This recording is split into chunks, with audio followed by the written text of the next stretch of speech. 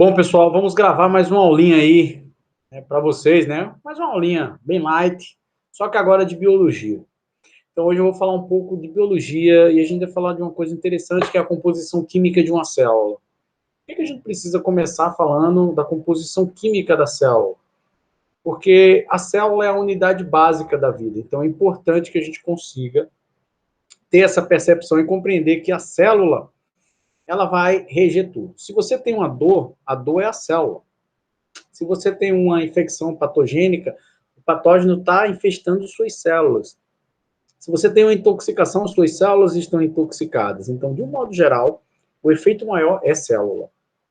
Tá? Então, a gente vai estudar hoje um pouquinho da composição química para depois a gente começar a introduzir aí esse conhecimento de o que é uma célula, o tipo, as organelas, as interações com a membrana, ver todas essas relações aí que vai desencadear a biologia básica, né, as ciências. Essa aula hoje, ela tanto atende o público, né, um aluno de nono ano, um aluno do ensino fundamental 2, né, um aluno universitário que não lembra e quer dar uma recapitulada aí no juízo desses conceitos, ajuda bastante isso, tá? Então eu vou compartilhar aqui com vocês a nossa tela digital, o nosso quadrozinho, para que a gente consiga brincar aqui um pouco de falar de biologia hoje, né? Hoje a gente vai dar uma faladinha de biologia, né? Esse é o nosso primeiro vídeo de biologia.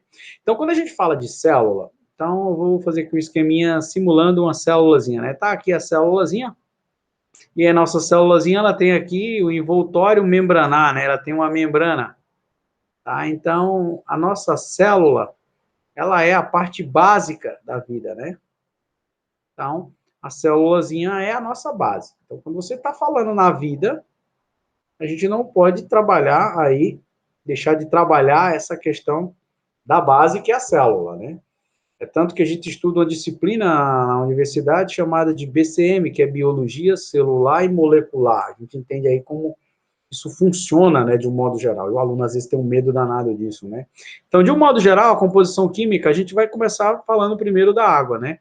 Se você observar, a nossa célula, ela consegue ter água, né? Em torno aí de 70% dela é água. Isso é lógico que vai depender também do seu conteúdo hídrico, do seu momento de hidratação. A gente tem organismos, por exemplo, que conseguem ter mais de 98% de água, para você ter uma ideia. Né? A água viva, acho que mais até 99% dela é água, se você for observar do ponto de vista nosso. Então, a gente está falando de uma coisa significativa. Se você tem 100 quilos, 70 quilos corresponde à água. Então, você tem bastante água. E você vai entender um pouco por que a água é importante. Né? E também, quando a gente vai ver nas aulinhas de bioquímica, você vê como a água é fundamental, porque a maioria de nossas reações envolve hidrólise, ou seja, a água ela tem que estar presente para enfraquecer a ligação, certo? Aí a gente tem aqui a presença de sais também, né, em torno de 2%, aí a gente tem sais na célulazinha. A gente tem o segundo componente, que seriam as proteínas, tá? As proteínas da célula, ela vem em torno aí de 15%, tá? Quando a gente fala também aqui de proteína, a gente não vai esquecer também de carboidratos. Nossas células possuem carboidratos, tá? Em torno aí, né, que a gente fala de carboidrato, é em torno de 3%. Nós temos também as gorduras, que são os lipídios, tá? Nós temos lipídios também na nossa composição celular. Esses lipídios, eles estão aí na ordem de 2%. A gente tem também significativo aí nucleotídeos,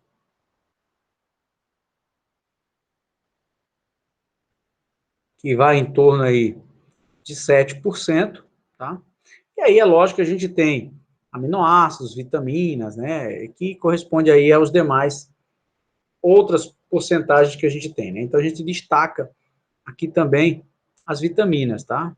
Vitaminas que são importantes, né? Tem vitaminas que a gente precisa, por exemplo, de apenas uma colherzinha de chá para a vida toda. Tem outras que a gente precisa ter uma reposição mais intensa, porque aí vai dependendo da medida que você vai consumindo isso daí, né? Principalmente essas questões. Então, quando a gente observa aí do ponto de vista químico, a gente tem substâncias aí, ó, que são, na verdade, de dois grupos. Nós temos as substâncias que a gente chama de inorgânicas, tá? Que vem da química inorgânica, né? E nós temos as substâncias que a gente fala que são orgânicas, e são sintetizados aí por organismos vivos, mas o nome orgânico vem porque são ricos em carbono, tá? Tem o carbono aí na sua estrutura lá da química orgânica. Inorgânica é mais fácil porque quem é que seria inorgânica dentro da célula? A água e os sais minerais. Então, quando a gente fala de água e sais minerais, seriam aí a parte que a gente diz assim, é a parte sossegada, né? Por quê? Porque é a parte aí básica e a gente vai observar assim, eu tenho água e tenho sais, somente como inorgânico, qualquer outra coisa que está dentro da célula vai ser orgânico, tá? Aí entra nucleotídeo, as vitaminas, carboidrato, proteína, lipídio, então é mais fácil de você identificar, porque a gente tem dentro da célula substâncias inorgânicas e substâncias orgânicas. Até mesmo porque no nível de organização, quando você pega o nível de organização nossa, a gente começa primeiramente dos átomos, né?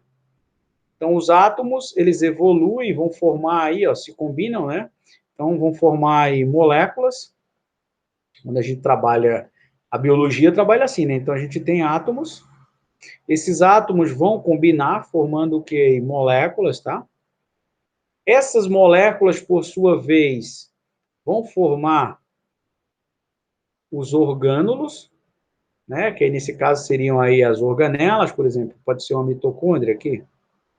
Pode ser uma mitocôndriazinha que está ali dentro da estrutura, e esses orgânulos depois vão se organizar, formando aí a célula. Então, se a gente partir lá do princípio, né, químico, de uma organização, como a gente tem aí átomos, moléculas, orgânulos e células, então a gente tem uma organização onde essas moléculas vão formar isso daí. Então, a gente não deixa de ser, nesse caso, um aparato, né, um aparato aí de compostos químicos. Então, é normal que a célula tenha esse procedimento. E isso é importante que a gente domine, tá?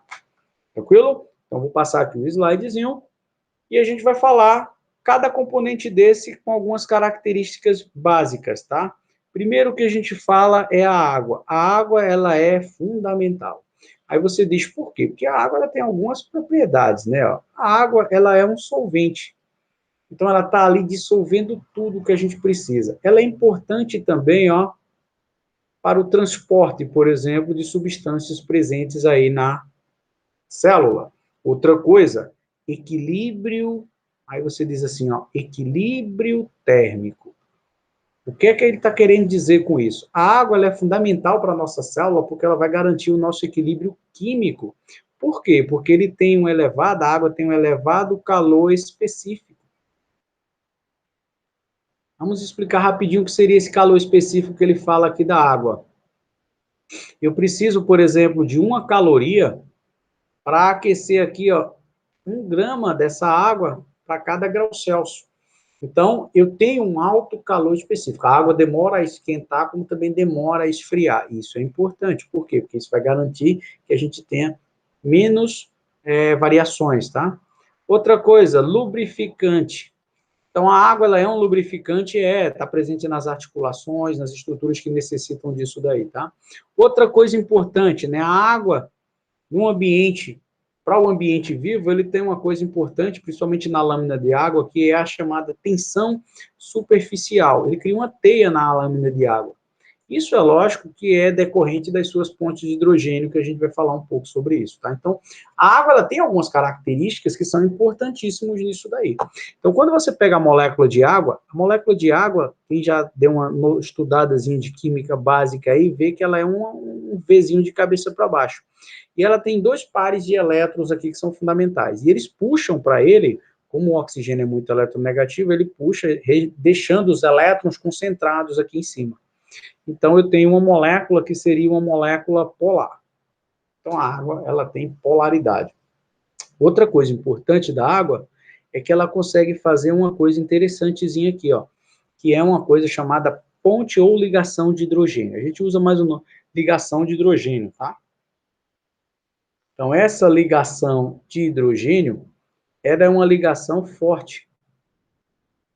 Isso faz com que ela tenha um alto ponto de ebulição, mas isso facilita uma interação com o meio vivo fantástico, porque a maioria das nossas interações no organismo vivo atendem à ligação de hidrogênio. Então, é muito mais fácil da água se relacionar e estar interagindo com isso daí, tá? A água, biologicamente, para a célula, né, para o organismo vivo, de um modo geral, também, ele tem duas interaçõezinhas aqui. Ele pode fazer uma coisa chamada de adesão, e outra coisa importante que é a chamada capilaridade, tá? Essa capilaridade, ela é muito importante aí, ó, porque ela consegue penetrar, né? Nesse caso aqui da adesão, ela consegue ter uma mistura. Então, ela consegue aqui, ó, misturar com outras moléculas de mesma polaridade, com moléculas polares. A capilaridade, ele começa a ter o seguinte, a água ela vai trabalhar aí por pequenos espaços, certo? São pequenos espaços aí que a gente diz até que são microporos, né? E eles conseguem, nesses microporos, interagir. É isso aí, por exemplo, que explica, por exemplo, uma água conseguir subir tranquilamente lá pelas raízes e chegar até as folhas, por exemplo. É através aí da capilaridade. Então, é uma ferramenta, né, uma possibilidade biológica, uma ferramenta biológica que a água faz fantástica. Ela chega e consegue subir e ter essa interação, tá? Então, muito importante. Eu fiz aqui fiz uma pequena relação biológica com algumas importâncias de cada um. Eu vou fazer aqui isso esquematicamente bem simples, mas depois eu volto numa aula de bioquímica aprofundando bastante a água, mostrando a constante dielétrica, aí a gente fala uma questão bioquímica, ou interagir o pH, então a gente vai trabalhando isso em outra aula para não ficar muito carregado. Agora eu só quero apresentar os minerais e as principais importâncias, tá? Outra coisa que a gente tem lá são sais. Eu comecei com as partes inorgânicas, né, para ficar mais tranquilo, né? Quando você fala de sais, ó, aí onde a água entra, é transporte, né? Então, 2% aí da nossa células corresponde a sais. Então, onde que está o sal? O sal, pessoal, ele tem uma característica. Ele pode estar na forma de íons. Geralmente, nessa fórmula de íons, ela está no meio, ó, aquoso. Aí você diz, por quê? Porque a água, ela consegue, como ela é polarizada, e íons são cargas, eles conseguem conduzir isso na corrente elétrica. Na corrente sanguínea, desculpa, não na corrente elétrica, na corrente sanguínea.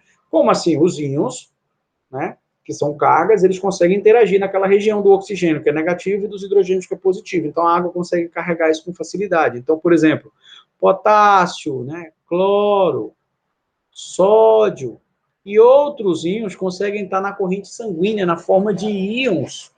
Isso é importante, tá? Mas nós temos também os chamados aqui, né, sais insolúveis. Aí você diz, e os sais insolúveis, professor? Vai estar onde esse danado, né? Eles vão conseguir estar interagindo? Vão sim. Tá? Então, geralmente, eles estão ali ó, na forma, por exemplo, de exoesqueleto. Ele pode estar em várias estruturas, né? Então, eles podem estar aqui, por exemplo, na concha do bichinho lá, tá? Ele pode estar, por exemplo, no chifre, se o cabo tiver levado gaia aí, né? Ou do boi lá. Os ossos. A gente tem aí também nos cascos, tá? Então, a gente tem uma maneira de ter também o sal, só que de uma maneira insolúvel. Mas se ele for solúvel, ele está aqui no meio aquoso e a água faz esse papel importantíssimo, que é importante, tá? A gente pode destacar aqui alguns íons importantes, né? Por exemplo, sódio e potássio. Esses aqui você vai ver muito falando na fisiologia. Você diz por quê? Porque ele é importante aqui como osmótico, né? Controla o teor hídrico, a pressão, né? Sanguínea, essas coisas. Outra coisa importante é o impulso nervoso.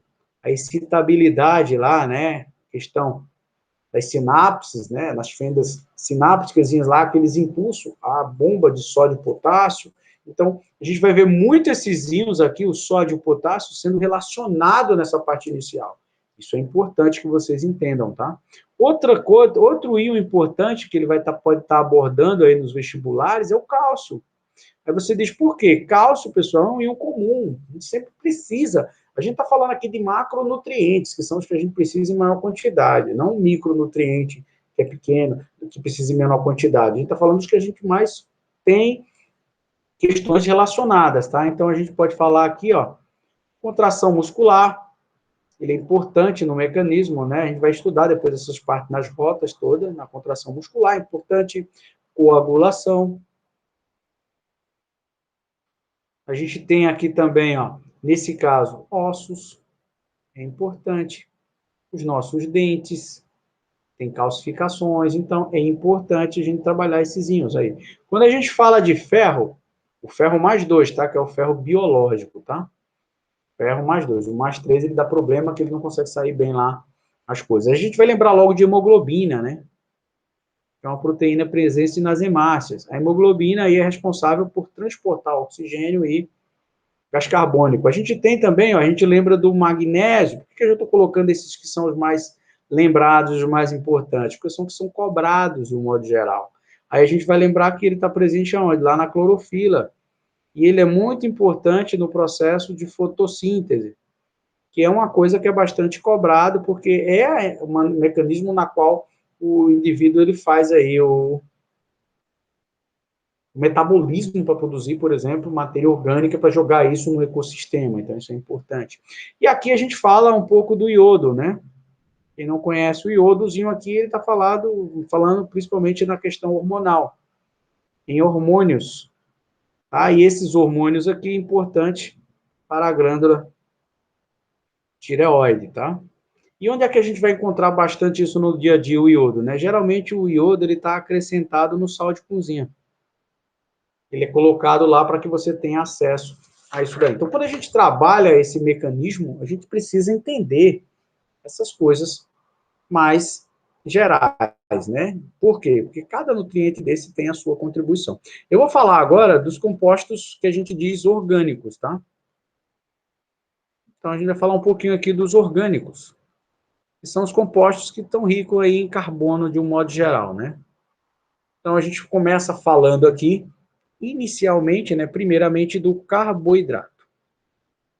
Aí você diz, o que é o carboidrato? Né? O carboidrato, quimicamente falando, é você ter o seguinte aqui, ó.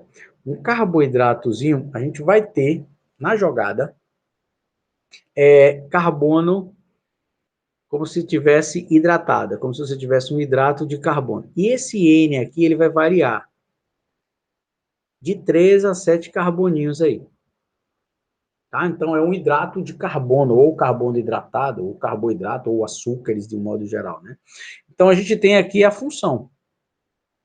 Para que isso serve dentro da célula? Né? Inicialmente, ele tem uma função importante. Energia é a principal fonte de energia nossa, tá?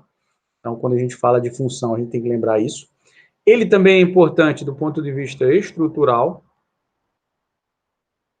tá? E ele é importante principalmente na nossa reserva também, tá? Mas assim, a gente destaca do ponto de vista de energia, e a gente cita aí, é lógico, a glicose. E quando tu come proteína, lipídios e carboidratos, a tua célula vai precisar receber glicose. Então, o nosso corpo ele criou umas rotas metabólicas para pegar todos esses nutrientes que vão gerar energia, como proteína, lipídio e carboidrato, e vai liberar aí isso na forma de glicose. Quando a gente fala na forma de reserva, tá? A gente está falando aqui, ele pode ser uma reserva energética, professor? Pode. De duas maneiras, né? A nossa célula, ela guarda isso aí, ó, de duas formas. A forma de amido, né? E principalmente isso aqui nos vegetais. Onde é que você vai encontrar isso nos vegetais? Né? A gente encontra geralmente nas raízes, né? Lá na macaxeira, quem é que nunca ouviu falar nisso? Né? Nos caules. E a gente encontra isso também nas folhas. Tá? Batata doce, batatinha, tudo, tal. Aqueles mecanismos que você já ouviu falar, é um amidozinho aí brincando. Nos animais, de um modo geral, a gente se adaptou para o glicogênio. Eles têm praticamente os mesmos componentes químicos, tá? A diferença está na sua arrumação da estrutura. Aí você diz, como assim na arrumação da estrutura? A arrumação geométrica deles aí modifica um pouco, tá? Então, os animais, de um modo geral, eles utilizam como reserva energética aí o glicogênio. E ele geralmente fica armazenado aonde? Nos músculos, tá? Em uma maior quantidade, é nos músculozinhos aí, e também você tem esse armazenamento no fígado. Tá? Então, ele deixa para usar depois no fígado, essa questão metabólicazinha aí, mas ele usa, sim, isso muito.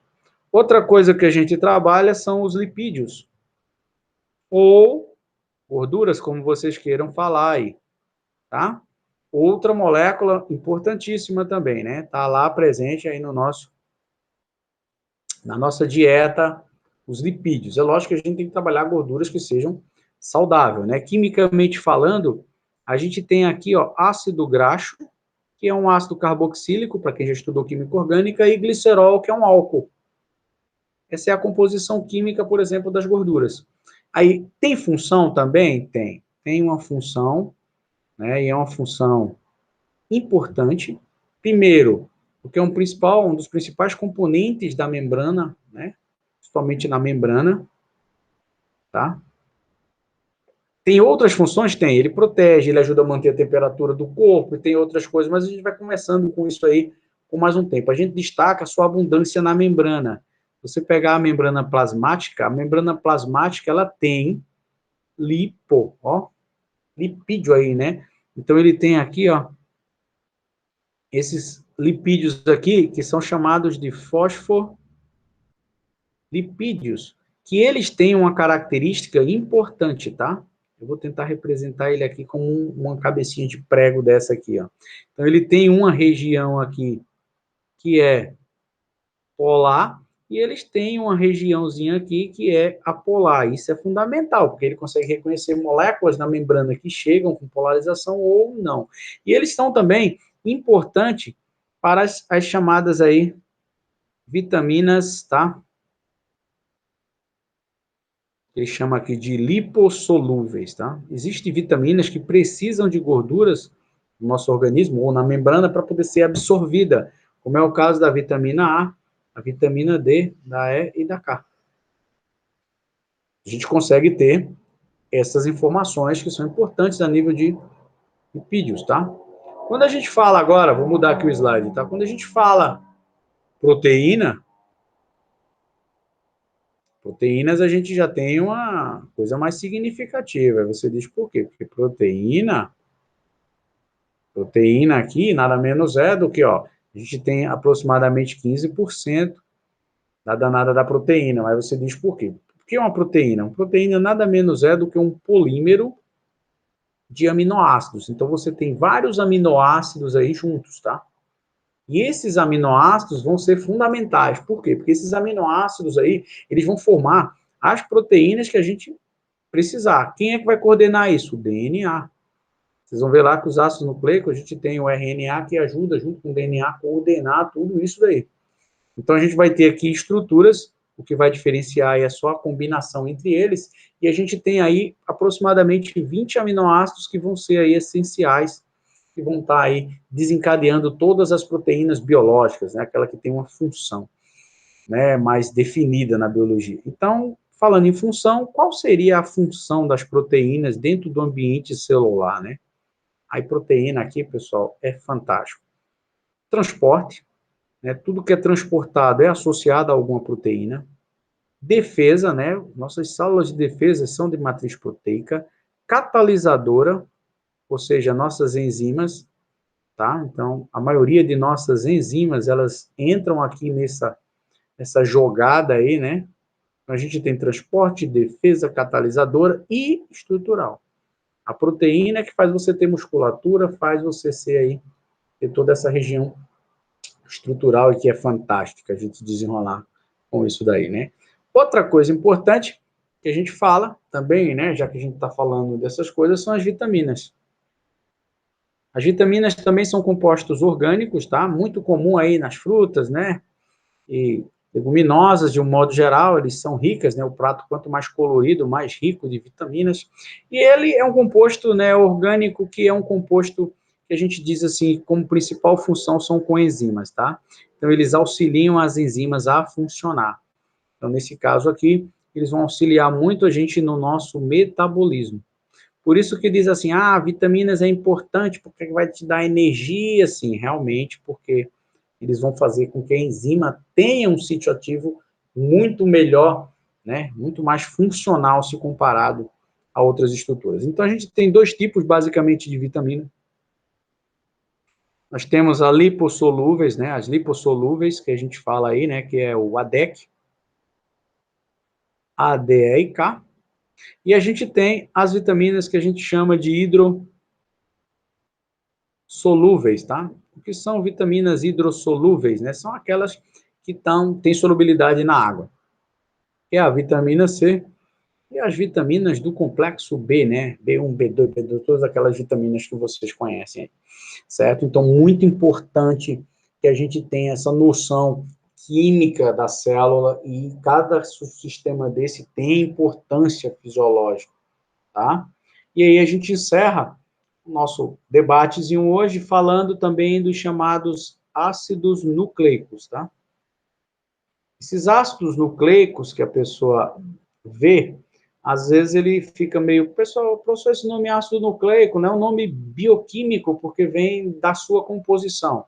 Então, os ácidos nucleicos são polímeros, tá, de nucleotídeos. Então, o que seriam esses nucleotídeos, né? Vamos definir aqui o que seria esse nucleotídeo, tá? Então, o nucleotídeo, pessoal, é você pegar, na verdade, ter isso aqui, ó. Você geralmente vai ter uma base nitrogenada, ligada geralmente a um açúcar, tá?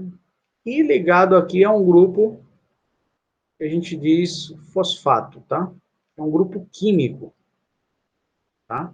E você tem essas bases aqui, dependendo do nucleotídeo que você tenha, você pode ter aí a adenina, a timina, a guanina, a citosina, né? E pode ter aí a uracila, vai depender muito do tipo. Então, quando você fala de ácidos nucleicos, a gente está falando de molécula de quem? De DNA e molécula de RNA. Cada uma tem uma característica importante, tá? Que a gente precisa saber. Aí você, qual? Primeiramente, DNA, eu vou ter aí o meu código genético, tá? Então, é ele aí que vai coordenar todos vocês, é ele que tem o mapa do seu funcionamento, é o DNA. E o RNA, ele auxilia muito e é importantíssimo na síntese de proteínas da célula. Então, você observa que a nossa composição química de célula depende muito dessas estruturas. Então, essa aula hoje é para mostrar a vocês que biologia ela é simples, mas ela é bem complexa quando você observa os elementos que estão inseridos nela, mas que dá para você entender e compreender bem essa parte, tá? Então, biologia também vai ser trabalhada nesse formato, a gente vai estar desenhando, esquematizando, tem hora que eu posso usar um slide para mostrar uma figura mais interessante, etc. Mas é assim que a gente vai construindo esse canal, brincando aí com essas aulinhas, que é bem interessante, que dá para você dar um despertar, tá? Depois eu venho com uma série de exercícios e assim a gente vai brincando aí de química, de física, de biologia, de ciências da natureza de um modo geral. Não esquece de dar um like aí, tá tudo ok, para ir fazendo os vídeos serem recomendados e a gente ganhar mais seguidores aí a esse projeto, tá? Então, um grande abraço, até a próxima aula aí com vocês, tá?